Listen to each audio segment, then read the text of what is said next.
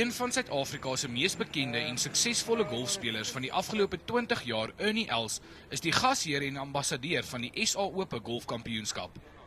Els vervul die rol terwyl hy boonop gaan probeer om sy 6de SA Ope titel in te palm.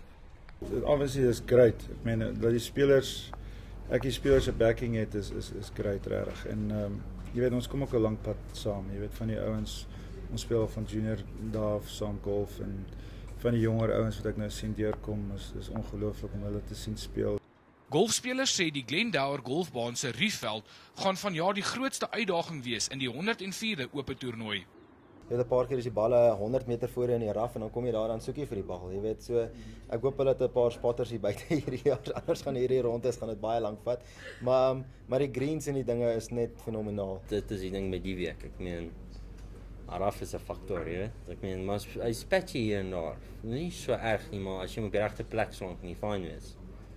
Jy weet so ding is jy moet fairway slaan en green slaan. Dit is die voordeel. Soos jy ou wat die bal reguit slaan, het 'n groot voordeel. 156 spelers slaan môre af met die hoop om die trofee Sondag te lig en met 'n prysgeld van meer as R2,2 miljoen weg te stap. Gerard Pretorius, E-nuus, Ekurhuleni.